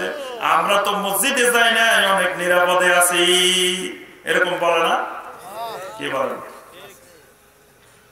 ছোটবেলায় গল্প শুনছিলাম, এক মসজিদে নাকি এক গরু ঢুকছে। মসজিদে কি ঢুকছে? গরু ঢুকছে। গরু ঢুকার কারণে ইমাম সাহেব গেলেন খেপে। কোন বেয়াদবের গরু, কার গরু এই মসজিদে ঢুকে গেছে, ওই বেয়াদবের খুঁজে বাহির করা দরকার। ইমাম সাহেব গরু দৌড়াইতে দৌড়াইতে ওই লোকের বাড়িতে উঠে গেছেন, বাড়িওয়ালাকে পাই গেছেন, গরুর মালিককে পাই গেছেন। এই বেয়াদব, তোমার গরু মসজিদে ঢুকছে কেন, তুমি কইছিলা? বলে হুজুর আল্লাহর রাস্তায় মাফ করে দিবেন, গরুটা অবুঝ, গরুটা কিছু বুঝে না, এজন্য গরুটা মসজিদে ঢুকে গেছে। কিন্তু আমি যে বুঝি, আমি যে সবকিছু জানি, আমাকে আপনি জীবনে কোনোদিন মসজিদের ধারে কাছে দেখছেন নাকি? আমার গরু তো কিছু বুঝে না, গরু অবুঝ, এই জন্য মসজিদে ঢুকে গেছে। আমি যে সব বুঝি, আমি যে খুব চালাক, আমি যে পণ্ডিত, এই জন্য আমারে কোনোদিন মসজিদে দেখছেন? এই জন্য আমি মসজিদের ধারে কাছেও যাই না। সমাজে যেখানে 95% মানুষ মুসলমান নামাজ পড়ে না, সেখানে 5% মানুষ ঝগড়া করে, হাত কোথায় বাঁধবো এটা নিয়ে ঝগড়া করে। আমিন জোরে বলবো না আস্তে বলবো এটা নিয়ে ঝগড়া করে। রাপলিয়া দান করবে কি করবে না এটা নিয়ে ঝগড়া শুরু করে দে। অথচ তার লুঙ্গির খবর নাই, পাগড়িলও ঝগড়া করে। লুঙ্গি আছে কিনা এই খবর নাই, ঝগড়া করে কি নিয়ে? 70 রাকাতের ফজিলত চলে যাচ্ছে, এজন্য লুঙ্গি খুলি পাগড়ি বাঁধিবে না। এখান দিয়ে তার নামাজ চলে যাচ্ছে, সেটার খবর নাই। এই জন্য আমার ভাইয়েরা এবং বোনেরা, ঈমান আমলের উন্নতি যদি করতে হয়, প্রথম নম্বরে মুসলিম ভ্রাতৃত্ব কায়েম করতে হবে। মুসলিমে কোন ধরনের দ্বন্দ্ব, একজন আরেকজনের বিরুদ্ধে কথা বলা বন্ধ করতে হবে। এক মাহফিলে 2 হুজুর গেছে, এক হুজুর ওয়াজ করতে আসছে, আরেক হুজুর ঘরে বসে আছে।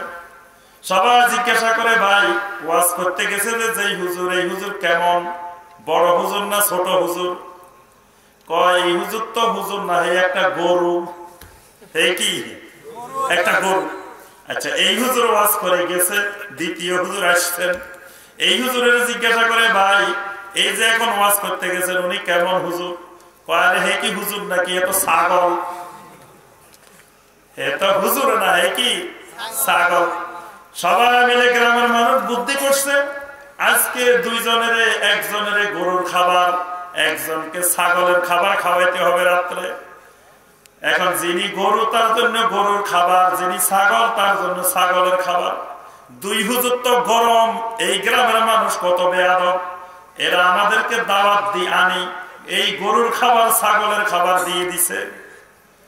গ্রামের মানুষ বলে, আমরা বেয়াদব নয়, আপনারা দুইজনে একজন আরেকজনের কানে ধরি তওবা করেন। আপনারাই বলছেন, অমুককে বলছেন আপনি গরু, আর আপনি বলছেন ছাগল। এই কারণে আপনাদেরকে আমরা শিক্ষা দেওয়ার জন্য গরুর আর ছাগলের খাবার দিছি। দুইজন একজন আরেকজনের কানে ধরি কয় তওবা কর, জীবনে মরণ পর্যন্ত আর কোনোদিন এক হুজুর আরেক হুজুরের বিরুদ্ধে বলিস না। যদি বলস তো খাবার তো জুটবে না, ওই গরুর খাবার খাইতে হইব, ছাগলের খাবার খাওয়া লাগবে। আজকে আমাদের অবস্থা হয়ে গেছে এরকম, একজন আরেকজনের খারাপ বলে, একজন আরেকজনকে বিভিন্ন রকমের অশ্লীল ভাষা, খারাপ ভাষায় বলে। মুসলিম ঐক্য, মুসলিম সম্প্রীতি এটা নষ্ট হয়ে গেছে। একজন ইমাম সাহেবের পিছনে কত ধরনের মানুষ নামাজ পড়ে। এক ইমাম সাহেবের পিছনে 10,000 12,000 মুসল্লি আছে। আলহামদুলিল্লাহ, আমার উত্তরা 11 নম্বর সেক্টর জামে মসজিদে আমার জুমার নামাজের মুসল্লি 10,000 মুসল্লি শুক্রবারে আমার পিছনে জুমার নামাজ পড়ে। এই 10,000 মুসল্লির মধ্যে কত রকমের মুসল্লি আছে। এর মধ্যে বড় বড় সুদখোর আছে, বড় বড় ঘুষখোর আছে, বড় বড় জানাকারী আছে, বড় বড় অবৈধ সম্পদ উপার্জনকারী আছে, বড় বড় সন্ত্রাসী আছে, বড় বড় চোর আছে, বড় বড় ডাকাত আছে, আছে না? সব আছে। আমি আজ পর্যন্ত কোনদিন ওই মসজিদের মুসল্লিদেরকে বলি নাই যে খবরদার কোন মদ পানকারী মাদকাসক্ত ব্যক্তি আমার পিছনে নামাজ পড়িয়েন না, খবরদার। কোন সুদখোর আমার পিছনে নামাজ পড়বেন না, কোন ঘুষখোর আমার পিছনে নামাজ পড়বেন না, কোন জুয়াখোর আমার পিছনে নামাজ পড়বেন না। এইরকম আজ পর্যন্ত জীবনে কোনোদিন বলি নাই, বাংলাদেশের কোন ইমাম সাহেব বলে নাই। কিন্তু মসজিদের ভিতরে যদি কোনো ক্রমে একজন ভাই একটু সশব্দে আমিনটা বলে ফেলতে পারেন, ওই ইমাম সাহেব এমন খেপে বলেন যে মসজিদ থেকে বাইর হয়ে যাও। ওই আমিনটা যিনি সশব্দে বলছেন, ভাই ধরে নিলাম তিনি গুনার কাজ করছেন, আমিন জোরে বলছেন গুনার কাজ করছেন, তবে গুনাটা দেখাইছে মক্কা মদিনার ইমামেরা, সব দোষ কিন্তু তাদের। দেখাইছে কে? মক্কা মুকাররমা মদিনা মুনাওয়ারার ইমাম সাহেবেরা। মক্কা মদিনার উলামায়ে কেরাম আমিন জোরে বলেন না আস্তে বলেন? হাত কোথায় বাঁধেন? রাবলিয়ে দেন, করেন কি করেন না? তাহলে সর্বপ্রথম খারাপ কাজটা করছে কে? মক্কা মদিনার ওলামায়ে কেরাম, ইমামরা। যেখানকার ইমাম বাংলাদেশের 1 লক্ষ ইমাম সমান সমান মসজিদে হারামের একজন ইমাম। বাংলাদেশে 1 লক্ষ রাকাত নামাজ পড়লে মসজিদে হারামে 1 রাকাত পড়লে ফজিলত বেশি না কম? তাহলে বাংলাদেশের 1 লক্ষ ইমাম, মসজিদে হারামের কয়জন? একজন। এত বড় ইমাম যার পিছনে লক্ষ লক্ষ মানুষ নামাজ পড়ে, একজন মুসল্লি প্রতি রাকাতে 1 লক্ষ রাকাত করে ফজিলত পায়, অথচ ওই ইমাম সাহেব মারাত্মক গুনার কাজ করে ফেলতেছে। আমাদের দেশের এত বড় বড় বুজুর্গ, এত বড় বড় মুনাজিরে জমান, এত বড় বড় মুনাজিরে মিল্লাত, এত বড় বড় মুনাজিরে আজম, এত বড় বড় মুফতি আজম, এত বড় বড় বিশাল বিশাল হেলিকপ্টার বক্তা, এত বিশাল বিশাল 1 লক্ষ টাকা দামের বক্তা, 10,000 টাকা দিয়ে বেটা তুমি আমারে কিনে ফেলাইছ, আমারে 1 লক্ষ টাকা দিও তো সিরিয়াল ফাইনারে বেটা। এইরকম বক্তা যারা এত বড় বড় বুজুর্গ, তারা বাংলাদেশে ওয়াজ মাহফিলের ময়দানে বসে লাফায় আর মাইক ভাঙি ফেলায়, বলে যে এরা ইসলাম ধ্বংস করে দিতেছে, এরা ইহুদির দালাল, এরা খ্রিস্টানের দালাল, এদের নামাজ হইতেছে না, এরা জাহান্নামে চলে যাচ্ছে। তো ভাই, আপনি বাংলাদেশের গ্রামে গ্রামে লাফায় লাফায় মাইক ভাঙার তো দরকার নাই, এত চিৎকার এত চেঁচামেচি দরকার নাই। এত বড় আলেম যেহেতু বাংলাদেশে তৈরি হয়েছেন, আল্লাহর ওয়াস্তে কষ্ট করে একটু মক্কা মুকাররমায় চলে যান, একটু মদিনা মুনাওয়ারায় চলে যান, সেখানকার ওলামায়ে কেরামের সাথে বসে বাহাস মোনাজারা করে ঠিক করে ফেলান।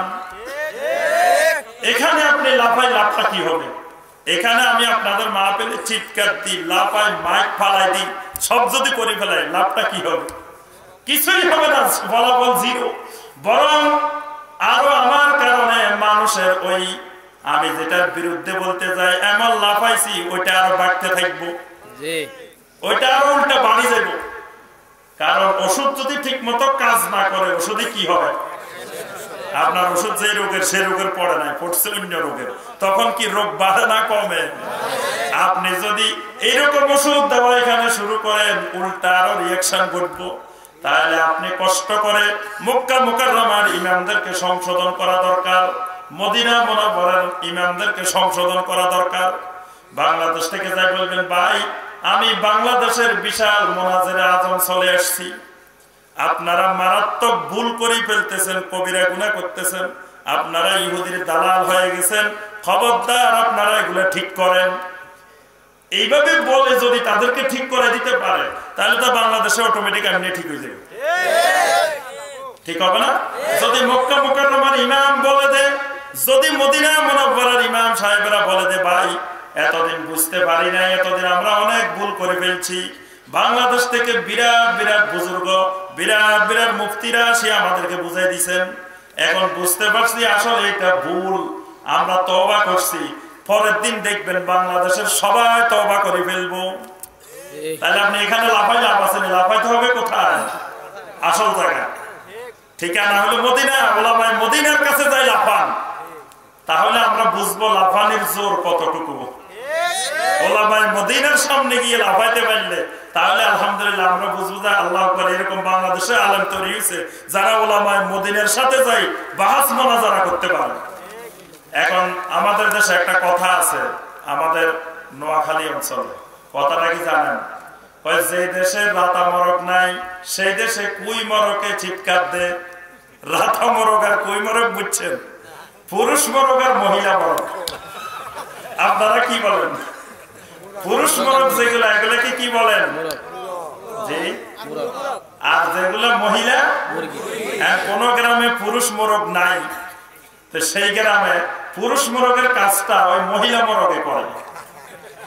মানে পুরুষ মরকে একটা চিৎকার দেয় না, একটা আওয়াজ দেয় না, ওই আওয়াজটা যেই গ্রামে পুরুষ মরক নাই, ওই গ্রামে মহিলা মরকেরা ওই আওয়াজটা দেয়, মুরগি ওই আওয়াজটা দেয়। তা আমাদের এখানে আপনি চিৎকার দিয়ে রাস্তার পাশে যেরকম ক্যানভাসার ওষুধ বিক্রি করার সময় 5 লাখ টাকার চ্যালেঞ্জ, কোন MBBS ডাক্তার থাকলে চলে আসেন আমার মাইকের সামনে, আমার এই ওষুধ কিন্তু ডায়াবেটিস, প্রেসার, যত রকমের 16 রকমের বাত, এত রকমের রোগ যা আছে সব ভালো করে ফেলে। চ্যালেঞ্জ দিলাম, কোন এমবিবিএস ডাক্তার থাকলে আসেন। আজ পর্যন্ত কোন এমবিবিএস ডাক্তার গেছে নাকি? এমবিবিএস ডাক্তার কি এর মতো পাগল নাকি? এমবিবিএস ডাক্তারের কাছে যাবে কেন?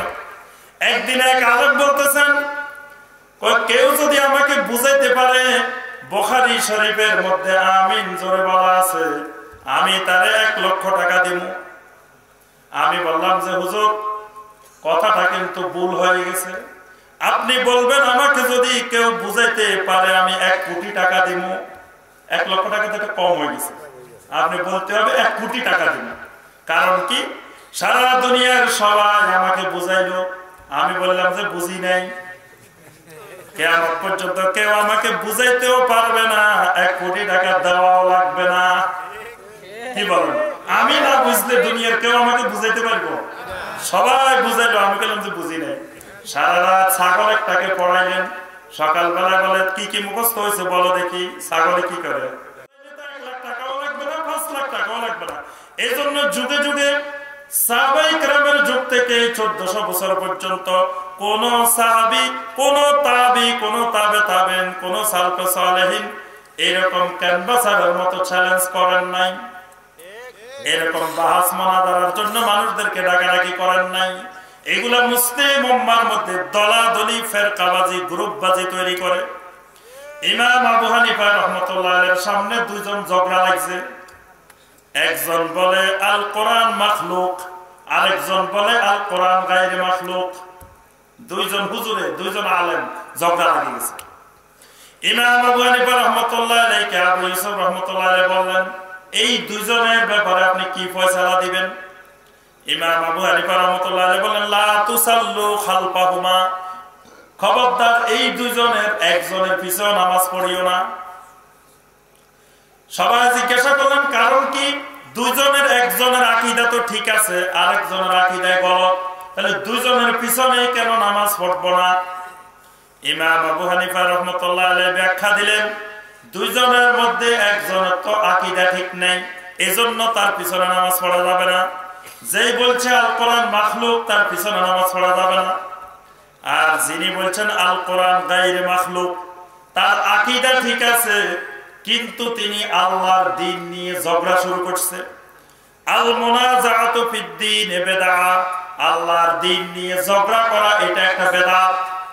সুতরাং উনার আকীদা ঠিক আছে, কিন্তু উনি বেদাতি, এইজন্য তার পিছনে নামাজ পড়া যাবে না। আকীদা ঠিক, কিন্তু দ্বীন নিয়ে ঝগড়া করে, এইজন্য সে বেদাতি, তার পিছনে আবু হানিফা রাহমাতুল্লাহ বলে নামাজ পড়া যাবে না। তাহলে আল্লাহ রাব্বুল আলামিনের দ্বীন নিয়ে কোন ধরনের ঝগড়াঝাটি করা হারাম। আল্লাহর দ্বীন, সহিহ জিনিসগুলো, কোরআন সুন্নাহর জিনিসগুলো আমরা মানুষের কাছে তুলে ধরব। আপনি আপনারটা তুলে ধরেন, আমি আমারটা তুলে ধরলাম, কোনো অসুবিধা নাই। ইখতিলাফ থাকতে পারে, মতপার্থক্য থাকতে পারে, আমারটা আমি সুন্দরভাবে তুলে ধরলাম, আপনারটা আপনি সুন্দরভাবে তুলে ধরেন। সাধারণ মানুষ যেটাকে কোরআন সুন্নাহর অনুকূলে মনে করে সেটা আমল করবেন, কিন্তু এটা নিয়ে তো ঝগড়াঝাটি করার, মারামারি করার ইসলামে কিছু, কারণ মানুষকে জোর করে আমার মতে আনতে হবে এটা ইসলামে নাই। মানুষকে কখনো জোর করি আমি আমার দলে রাখতে হবে এইরকম বিধান ইসলামে নাই। তাহলে ঈমান আমলের উন্নতি না হওয়ার 1 নম্বর কারণ পাইছেন। 1 নম্বর কারণ হলো আমাদের মধ্যে মুসলিম ভ্রাতৃত্ব নষ্ট হয়ে গেছে। আমি যে কথাটা বলতেছিলাম, আজ পর্যন্ত সুদখোর ঘুষখোর কাউকে বের করলাম না, কিন্তু একটু আমিন জোরে বলার কারণে মসজিদ থেকে বের করে দিছি। অথচ যাকে আমি বের করলাম তিনি একজন নামাজি ভাই। তিনি কি নামাজি না বেনামাজি? একজন নামাজি ভাই। নামাজিকে আমি মসজিদ থেকে বের করে দিলাম, একজন বেনামাজিকে আমি নামাজি বানাতে পারলাম না। যুগে যুগে নবী রাসূল আসছেন মুশরিকদেরকে মুমিন বানানোর জন্য, কাফেরদেরকে মুসলিম বানানোর জন্য।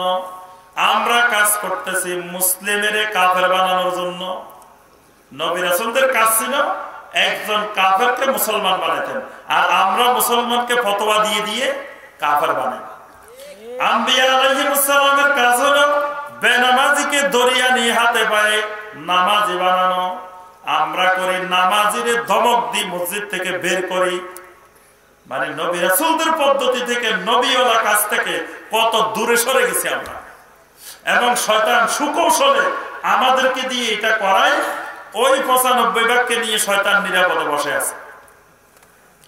অথচ ইমাম সাহেবের করণীয়, ইমাম সাহেব বলবেন, সম্মানিত মুসল্লিয়ানে কেরাম, আমরা সবাই এখানে যারা নামাজ পড়তে আসছি, আমাদের সকলের পরিচয় হলো আমরা ভাই ভাই, আমরা নামাজি। যে বুকের উপরে হাত বাঁধে তিনিও আমার ভাই, যিনি নাভির নিচে হাত বাঁধেন তিনিও আমার ভাই। কারণ এটার কারণে ঈমান নষ্ট হয় না। তো বুকের উপরে হাত বাঁধলেও ঈমান নষ্ট হয় না, নাভির নিচে হাত বাঁধলেও ঈমান নষ্ট হয় না। ঈমান নষ্ট হয় না, তাহলে ঈমান তো আছে। কি বলেন, ঈমান আছে না? তো ঈমান যদি থাকে, তিনি মুমিন ভাই, তার সাথে তো আমার ভাইয়ের সম্পর্ক। তাহলে এখানে যারা আছে আমরা সবাই ভাই। সুতরাং যেই মুসল্লিরা আমরা নামাজি, আমরা সবাই মিলে যে ভাইগুলো নামাজ পড়ে না, ওই ভাইগুলাকে কেমন করে মসজিদে আনা যায়, নামাজি বাড়ানো যায়, সবাই মিলে আমরা ঐক্যবদ্ধভাবে সেই কাজ করি। তাহলে দেখতেন প্রতি বছর, এই বছর যদি এই সমাজে মুসল্লি 100 জন থাকে, আগামী বছর 120 জন হইতো। ওই 100 জনের চেষ্টায় সবাই মিলে আরো 20 জন মুসল্লি বাড়তো না? কিন্তু এখন এই বছরও 100 জন, ব্রিটিশ আমলেও 100 জন, পাকিস্তান আমলেও 100 জন, বাংলাদেশ আমলেও 100 জন, একটাও বাড়ে না। কারণ কি? ওই ঈমান আমলের উন্নতি নেই। ঈমান আমলের উন্নতি না থাকার কারণে ওই আগের যেগুলো মুসল্লি, এগুলাই সব সময় এগুলাই, এর থেকে বাড়েও না কমেও না। কারণ হচ্ছে ওই যে আমাদের মুসলিম ভ্রাতৃত্ব নষ্ট হয়ে গেছে। 2 নম্বর, ঈমান আমলের উন্নতি না হওয়ার পিছনে মূল যে কারণটি আমাদের মধ্যে কাজ করে, আমাদের সমাজে মুসলিম ভ্রাতৃত্ব নষ্ট হওয়ার পাশাপাশি একজন মুমিনের 1 নম্বর যে কাজটি সালাত, সেই নামাজ ছেড়ে দিছে মুসলমান। নামাজ ছেড়ে দিলে জীবনেও কোনোদিন ঈমান আমলের উন্নতি হওয়ার সম্ভাবনা নাই। আপনাদের এলাকায় তো আলহামদুলিল্লাহ 100 ভাগ মুসল্লি মনে হয়, কি বলেন? 100 ভাগ মুসল্লি এই এলাকা। কারণ এই এলাকার বাইরে তো আহলুল হাদিস। আহলুল হাদিস মানে কোরআন এবং সুন্নাহ মানে। তো কোরআন সুন্নাহ তো সবচেয়ে বেশি নামাজের কথা বলছে। তাহলে যিনি আহলুল হাদিস, উনি কোনোদিন বেনামাজি হইতে পারেন। বেনামাজি কোনোদিন আহলে হাদিস না। কারণ হাদিস মানে কি? হাদিস মানে বলেন দেখি এবার। সুন্নাহ না, ভুল কথা কইছেন। হাদিস মানে কোরআন, হাদিস মানে সুন্নাহ। এই জন্য আমাদের দেশে কেউ কেউ মূর্খতা বশত বলে, আহলে হাদিসেরা খালি হাদিস মানে, কোরআন মানে না। এরকম শুনছেন না? এটা হলো জাহালত। হাদিস মানে কোরআন। কোরআনে কারীমকে আল্লাহ রাব্বুল আলামিন অসংখ্য জায়গায় হাদিস বলছেন। আল্লাহ পাক সূরা জুমারের 23 নম্বর আয়াতে কারিমা বলছেন, আল্লাহু নাযালা আহসানাল হাদিস। আল্লাহ রাব্বুল আলামিন তোমাদের জন্য আহসানুল হাদিস নাজিল করছেন। কোরআনকে বলছেন আহসানুল হাদিস। আল্লাহ রাব্বুল আলামিন বলেন, ওয়া মান আসদাকু মিনাল্লাহি হাদিসা। এখানে হাদিস মানে কোরআন। ফাবিআইয়ি হাদিসিন বাদাহু ইউমিনুন। এখানে হাদিস মানে কোরআন। তাহলে যিনি বলবেন আমি হাদিস মেনে চলি, তার অর্থ হলো তিনি কোরআনও মানেন, তিনি সুন্নাহও মানেন। তো যিনি কোরআন সুন্নাহর অনুসারী, যিনি কোরআন সুন্নাহ মানেন, তিনি কোনোদিন বেনামাজি হতে পারেন নাকি? কি পারে নাকি? অনেকের মতনও পারে, এজন্য কিছু বলে না। কি পারে? কারণ কোরআনে কারিমের মধ্যে সবচেয়ে বেশি কোন আমলের কথা আসছে বলেন দেখি? কোরআনে কারিমের মধ্যে বারবার শুধু আল্লাহ রাব্বুল আলামিন বলছেন, ওয়া আকিমুস সালাহ ওয়া আকিমুস সালাহ। সালাত কায়েম করো বান্দা, সালাত কায়েম করো, সালাত কায়েম করো। তো যিনি বলবেন আমি হাদিস মানি, তিনি জীবনে কোনোদিন 1 ওয়াক্ত সালাত ছাড়তে পারেন না। কারণ হাদিসের মধ্যে নবী সাল্লাল্লাহু আলাইহি ওয়াসাল্লাম বলছেন, ইন্না বাইনার রাজুলি ওয়া বাইনাশ শিরকি ওয়াল কুফরি তারকুস সালাহ। মুসলিম আর মুশরিকের মধ্যে পার্থক্য হলো সালাত ছেড়ে দেওয়া। মুসলমান সালাত কায়েম করে, মুশরিক নামাজ ছেড়ে দেয়। তাহলে যিনি হাদিস মানবেন তিনি নামাজ ছাড়তে পারেন না। যিনি হাদিস মানবেন তার জীবনে কোনোদিন ফজরের নামাজ কাজা হইতে পারে না। কারণ ফজরের নামাজ যদি কাজা হয়, কানের মধ্যে শয়তান প্রস্রাব করে দেয়। এটা জানেন না? কানের মধ্যে শয়তান প্রস্রাব করে দেয়। হাদিসের মধ্যে আসছে, নবী সাল্লাল্লাহু আলাইহি ওয়াসাল্লাম বলেন, রাত্রে যখন কোন মুমিন ঘুমায়, শয়তান মাথার কাছে আসে, বসে বসে 3টা গিরা দেয়, আর গিরার মধ্যে রাত্রে বসে বসে ফু দেয়। সকালবেলা যখন মুমিন যখন ফজরের আযান শুনে, তখন লাফ মেরে উঠে বসে যায়। বসার পরে বলে, আলহামদুলিল্লাহিল্লাযী আহইয়ানা বা'দামা আমাতানা ওয়া ইলাইহিন নুশুর। নবী সাল্লাল্লাহু আলাইহি ওয়াসাল্লাম বলেন, আনহাল্লাত উকদাহ, একটা গিরা সাথে সাথে খুলে যায়। সুবহানাল্লাহ। এরপরে মুমিন ওযু করে, আনহাল্লাত উকদাহ, আরেকটা গিরা খুলে যায়। মুমিন যখন সালাতে দাঁড়ায় যায়, তখন 3 নম্বর গিরাটাও খুলে যায়। কিন্তু যে লোক উঠলো না, দোয়াও করলো না, ওযুও করলো না, নামাজও পড়লো না, সূর্য উঠে গেছে, শয়তান তখন আস্তে করে চলে যায়। শয়তান বলে, এবার তুই মনে চাইলে উঠ, মনে চাইলে শুই থাক, আমার কোনো অসুবিধা নাই, আমার ডিউটি শেষ, তোর সূর্য উঠানো পর্যন্ত ঘুমায় রাখতে পারছি, বাস এবার আমি চলে যাচ্ছি। যাওয়ার সময় কি করে? শয়তান বাল করে তার 2 কানের মধ্যে প্রস্রাব করে দেয়। যাওয়ার সময় 2 কানের মধ্যে প্রস্রাব করে দিয়ে যায়। কেন করে দিয়ে যায়? এই লোকের কানে শয়তান যখন প্রস্রাব করে, তখন আর দ্বীনের কোনো কথা, কোরআনের কোনো কথা, আল্লাহর কোনো কথা, রাসূলের কোনো কথা তার কানে আর ভালো লাগে না। এখন গান বাজনা ছাড়া আর কোনো কিছু তার কাছে মজা লাগে না। এই জন্য কানের 2টা তার দেখবেন যে মোবাইলের সাথে লাগায়, আরেক মাথায় 2টা তার কানের ভিতরে ঢুকে রাখছে, মানে সরাসরি কানের ভিতরে গান বাজনার আওয়াজ ঢুকায়। এই গান বাজনার আওয়াজ ঢুকানো তার কাছে পছন্দ লাগে, কারণ তার কানের ভিতরে শয়তানের প্রস্রাব আছে। শয়তানের প্রস্রাবের সাথে যত রকমের শয়তানি কর্মকাণ্ড আছে, এই সবগুলা তার কাছে ভালো লাগে, এগুলা তার কাছে পছন্দনীয় হয়ে যায়। এজন্য আজকের যুব সমাজ মাদকাসক্ত হয়ে গেছে। একটু আগে আমাদের চেয়ারম্যান সাহেব বলে গেছেন, 1 নম্বর সমস্যা সমাজের, যুব সমাজের মাদকাসক্তি। প্রতিদিন ভারতের চতুর্দিক থেকে বাংলাদেশের সীমানা দিয়ে 30 লক্ষ বোতল বাংলাদেশে আসে, লক্ষ লক্ষ ট্যাবলেট বাংলাদেশে আসে। এই ট্যাবলেট আর বোতল কারা খায়? আমেরিকা থেকে এসে খায়, লন্ডন থেকে এসে খায়, ইন্ডিয়া থেকে আসি খায়, পাকিস্তানের রাজাকাররা এসে খায়, নাকি কে খায়?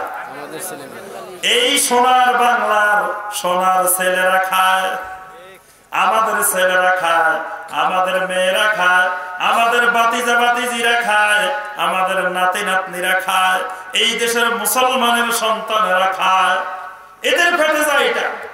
অথচ কোন মুসলমান কোনদিন মদ পান করতে পারে নাকি? কেন পারে না? মদ পান করা হলো শয়তানের কাজ। কোন মানুষ দুনিয়াতে এই কাজ করতে পারে না। আল্লাহ রাব্বুল আলামিন সূরা আল মায়েদার 90 নম্বর আয়াতের মধ্যে বলছেন, ইয়া আইয়ুহাল্লাযীনা আমানু ইন্নামাল খামরু ওয়াল মাইসিরু ওয়াল আনসাবু ওয়াল আজলামু রিজসুম মিন আমালিশ শায়তান। আল্লাহ রাব্বুল আলামিন বলেন, মুমিন, এই মদ, এই খামার, এটা হলো মিন আমালিশ শায়তান, এটা শয়তানের কাজ। দুনিয়ার কোন মানুষ এই কাজ করতে পারে না, এটা হলো আমালুশ শয়তান। তাহলে যার কানে শয়তান প্রস্রাব করে, তার কাছে ওই মদ ভালো লাগে। কারণ কি? ওই মদ, শয়তানের সম্পর্ক আছে মদের সাথে। মদ হলো উম্মুল খাবায়েস, উম্মুল ফাওয়াহিশ। দুনিয়ার যত অপরাধ আছে, সমস্ত অপরাধের কেন্দ্রবিন্দু হলো মদ। যেখানে মদ আসবে সেখানে জুয়া আসবে, যেখানে মদ আসবে সেখানে নারী আসবে, যেখানে মদ আসবে সেখানে খুন খারাপি আসবে, যেখানে মদ আসবে সেখানে সাদাবাজি আসবে, যেখানে মদ আসবে সেখানে সন্ত্রাস তারপরে চুরি ডাকাতি ছিনতাই আসবে, অসংখ্য রকমের অপরাধের কেন্দ্রবিন্দু হলো মদ। আমার যুবক ভাইয়েরা, মদ পান করবা, আল্লাহ রাব্বুল আলামিন কিয়ামতের দিন একটা জুস খাওয়াইবো। ওই জুস খাওয়ার জন্য রেডি হয়ে থাকো। ওই জুসটার নাম শুনবেন, ওই জুসের নাম হলো তিনাতুল খাবাল। নবী সাল্লাল্লাহু আলাইহি ওয়াসাল্লাম বললেন, যেই লোক এই মাদকাসক্ত হবে, মদ পান করবে, আল্লাহ রাব্বুল আলামিন তাকে তিনাতুল খাবাল খাওয়াইবেন। সাহাবায়ে কেরাম বললেন, ইয়া রাসূলুল্লাহ সাল্লাল্লাহু আলাইহি ওয়াসাল্লাম, কত রকমের নাম শুনছি, এই জিনিসটার নাম তো আর শুনি নাই, এটা কেমন জিনিস? নবী সাল্লাল্লাহু আলাইহি ওয়াসাল্লাম বললেন, এটা হলো উসারাতু আহলিন নার আও ইরকু আহলিন নার। এটা হলো জাহান্নামীদের শরীর থেকে যেই রক্ত বের হবে, যেই পুজ বের হবে, যেই গলিত পদার্থগুলো বের হবে, এইগুলাকে বোতলের মধ্যে ঢুকাই তোমাকে কিয়ামতের দিন জুস বানায় খাওয়ানো হবে। নাউজুবিল্লাহ। আমার যুবক ভাইয়েরা, এই জুস খাইতে চাও কে কে? এই জুস কেউ খাইতে চাও? আল্লাহু আকবার। এই জুস যদি খাইতে না চাই, তাহলে মাদকাসক্তি ছাড়তে হবে। এই রামপুর দক্ষিণ পাড়া, এই এলাকায়, এই অঞ্চল হবে মাদক মুক্ত। কি আপনারা রাজি আছেন? এই এলাকা হবে মাদক মুক্ত অঞ্চল। এই এলাকার কোন যুবক, আমার আপনার ছেলে, আমার আপনার ভাতিজা, আমার আপনার নাতি, কেউ কোনদিন মদ খাইতে পারবে না, মদ বিক্রি করতে পারবে না। রাজি আছেন? আল্লাহ পাক এই এলাকাকে মাদক মুক্ত এলাকা হিসেবে আল্লাহ কবুল করে নিন। আমার সম্মানিত ভাইরা, ঈমান আমলের উন্নতি না হওয়ার পিছনে আরেকটা গুরুত্বপূর্ণ কারণ হলো বিভিন্ন রকমের তথ্য প্রযুক্তি এবং মিডিয়ার আগ্রাসনে আমরা বিজাতীয় কৃষ্টি কালচারে অভ্যস্ত হয়ে যাচ্ছি। এটা কিন্তু ঈমান আমলের উন্নতি না হওয়ার বড় একটা কারণ। আজকে দেখেন, আমাদের মুসলিম সমাজে বার্থডে পালন করা হয়। বার্থডে করেনি আপনাদের দেশে? মাশাআল্লাহ, এই দেশেও আছে বার্থডে। এক সময় মানুষ 3 বেলা ভাত খাইতে পারতো না। ডাক্তারের কাছে গেলে অসুখের কারণে প্রেসক্রিপশনে লিখতো প্রতিদিন ডিম খাবেন, মাছ খাবেন, মাংস খাবেন, এটা খাবেন, লিখতো না? এখন ডাক্তারের কাছে যাবেন, ডাক্তার প্রথমে বলবে এটা খাবেন না, এটা খাবেন না, এটা খাবেন না। এক সময় মানুষ না খেয়ে মারা গেছে, আর এখন মানুষ সব খাইতে খাইতে মরে। এখন মরে বেশি খাইতে খাইতে। কারণ কি? আল্লাহ সুবহানাহু ওয়া তাআলা আমাদের মধ্যে নিয়ামত বাড়াই দিয়েছেন। আল্লাহ পাক আমাদের সম্পদ বাড়াই দিয়েছেন। এই সম্পদ বাড়াই দেওয়ার কারণে বিজাতীয় কালচার আমাদের মধ্যে ঢুকে পড়তেছে। আজকে দেখা যায় বার্থডে পালন করে, বাচ্চার বার্থডে নিয়ে মা বাবা এত মহাব্যস্ত। ম্যারেজ ডে পালন করে, আরো কত রকমের দিবস পালন করে। এগুলো কি মুসলমানের সংস্কৃতি না বিজাতীয় সংস্কৃতি? আমার মা বোনেরা, এক সময় কিছুদিন আগেও আমরা দেখেছি, আমাদের মা বোনেরা যখন রাস্তায় বের হইতেন বোরকা গায়ে দিয়ে, বোরকার উপরে ছাতা নিয়ে, পুরুষ লোককে দেখলে সুন্দর মতে ভদ্রভাবে রাস্তার এক পাশ দিয়ে যেতেন। আর এখন আমার সম্মানিত মা বোনদেরকে দেখি বোরকা মা বোনেরা ফেলে দিছেন, জিন্সের প্যান্ট শুরু করেছেন, কত রকমের জামা, কত রকমের ড্রেস, রাস্তার মাঝখান দিয়ে হেলে দুলে চলতে থাকেন। পুরুষ লোক পাইলে ধাক্কা মারি ফালাই দেন। এরকম অবস্থা আছে না? এই সংস্কৃতি কার? বিজাতীয় সংস্কৃতি, মুশরিকদের সংস্কৃতি। আমার মা বোনদের মধ্যে বিজাতীয় সংস্কৃতি আসলো কোথা থেকে? এটার মূলে হলো স্টার প্লাস, স্টার জলসা, জি বাংলা। নাম শুনছেন এগুলা? আপনাদের এলাকায় আছে? এইগুলা ঘরে ঘরে ঢুকার কারণে আমাদের মা বোনেরা দেখা গেছে এগুলা দেখতে দেখতে সংসারের কাজকর্ম কমাই দিছে, ছেলে মেয়ে গঠন করা কমাই দিছে। ছেলে মেয়ে কোন দিকে যাইতেছে এই খবর মা বোনদের থাকে না। ছেলে মেয়ে কি মাদকাসক্ত হচ্ছে না কি হচ্ছে এই খবরও নাই। ছেলে মেয়ের স্কুল মাদ্রাসায় লেখাপড়া হচ্ছে কিনা এই খবরও নাই। কারণ ওনারা সিরিয়াল নিয়ে ব্যস্ত আছেন। সিরিয়ালের মধ্যে যাবতীয় কুফরি, শিরকি সংস্কৃতি, কালচার শেখানো হয়। পরিবারে বউ আর শাশুড়ি কেমনে কুটনামি করবে, কেমনে ঝগড়া ফাসাদ লাগাইবে, এগুলো শিখানো হয়। ভাবি আর ননদের মধ্যে কেমনে ঝগড়া ফাসাদ লাগবে এগুলো শিখায়।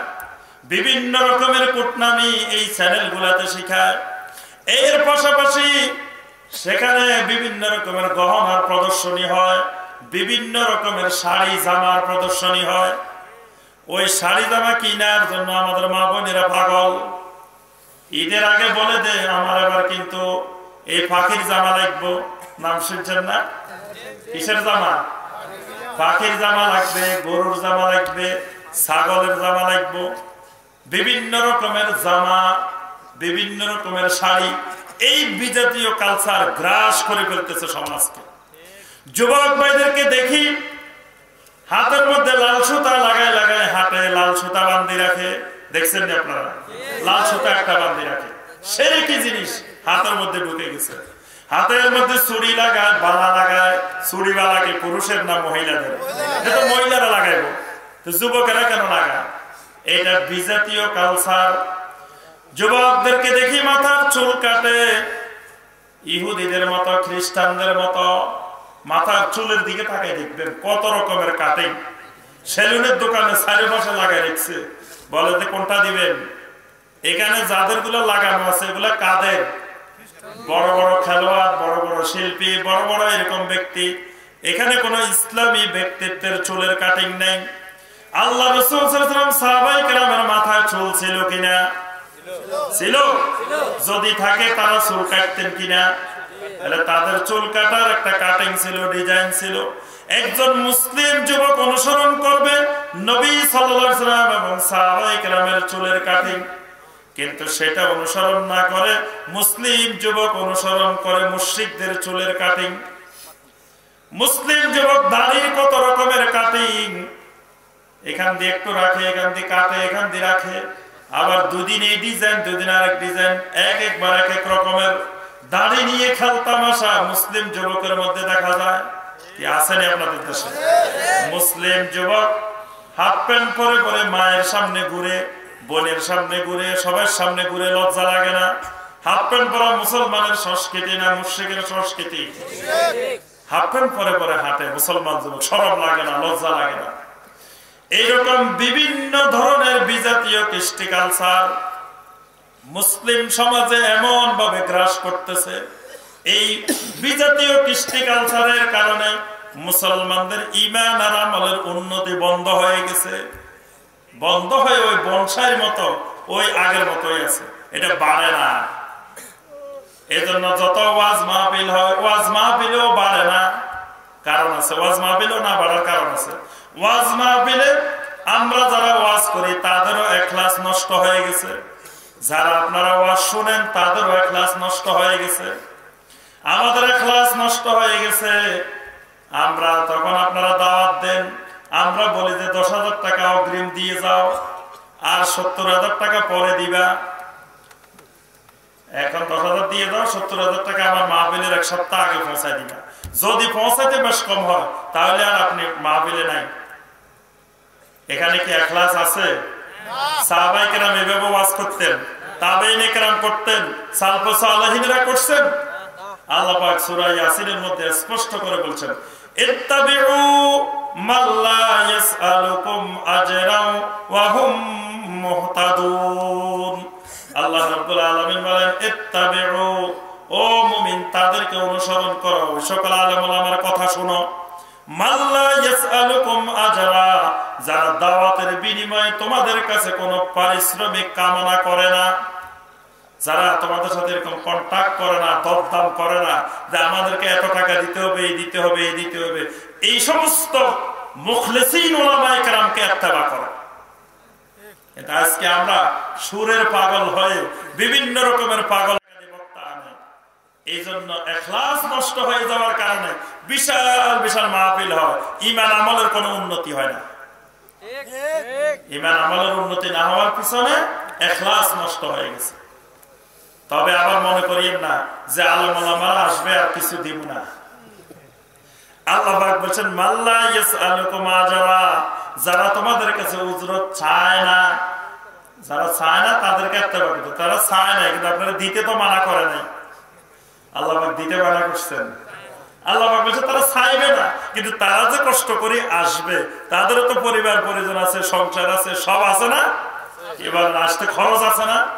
এই জন্য তো কিছু দিতে হবে নাকি? নাকি একবার দেওয়াই বন্ধ করে দিবেন? আল্লাহ পাক বলছেন যারা চুক্তি করে না, যারা মাল্লা ইয়াসআলুকুম আজরা, তোমাদের কাছে এরকম ডিমান্ড করে না যে এত টাকা দিতে হবে, এই দিতে হবে, সেই দিতে হবে, তারপরে আমি যাবো, এইরকম চুক্তি তারা করে না। এই জন্য ওয়াজ কার থেকে শুনবেন, দিন কার থেকে নিবেন, এটাও জানতে হবে। অনেকে শুধু ফেসবুকে, ইন্টারনেটে বা ওয়াজ মাহফিলে সুরেলা বক্তা পাইলে বাস এলেম নেওয়া শুরু করে দেয়। কেউ আছে বড় ফাঁকটি পাইলে এলেম নেওয়া শুরু করে দেয়। কেউ নুরানি চেহারা পেলে হুজুর এটা চেহারা কত নুরানি রে, এটা যা কয় সব ঠিক আছে। হুজুরের যদি বসি বসি দুধ আর কমলা খাওয়ান তো হুজুরের চেহারা তো এমনি নুরানি হবে, কি বলেন? চেহারা যদি বসা বসে খালি ভালো ভালো ফলমূল খাওয়াইবেন, দুধ খাওয়াইবেন, ভালো ভালো জিনিস খাওয়াইবেন, আর কোনো কাজ কর্ম না, তো হুজুরের চেহারা তো এমনি নুরানি হইব। অসংখ্য মানুষ এলেম কার থেকে নিতে হবে এটা জানেন। আল্লামা ইবনে সিরিন রাহিমাহুল্লাহ বলছেন, ইন্নাহা জালাল মাদিন ফানজুরু আম্মান তাখুজুনাহু। ইলম হলো একটা দ্বীনের গুরুত্বপূর্ণ অংশ। কার থেকে ইলম নিবা সেটা দেখে শুনে নিবা। আজকে ফেসবুকে, ইন্টারনেটে অনেকের আমরা চিনি না, অনেকের নাম আসে যাদেরকে জীবনে আমরা দেখি নাই, চিনি না, কোনো ছবি নাই, এমনি আবেগী আবেগী অনেক আলোচনা করে। যুব সমাজ এগুলো শোনার জন্য পাগল হয়ে যায়। অচিনা অজানা কোন এরকম বক্তা আলোচনা থেকে এলেম নেওয়া যাবে না। কার থেকে এলেম নিতেছেন তাকে আগে ভালো করে জানতে হবে, তার এলেম কতটুকু আছে, এলেম আছে কি নাই। বক্তা থেকে এলেম নিবেন না, এলেম নিবেন কার থেকে? আলেম থেকে। যার কাছে এলেম আছে তার থেকে এলেম নিতে হবে। এই জন্য জানতে হবে এলেম কোথা থেকে নিতে হবে, কার থেকে নিতে হবে। আমার সম্মানিত ভাইরা এবং বোনেরা, আজকে ঈমান আমলের উন্নতি হয় না।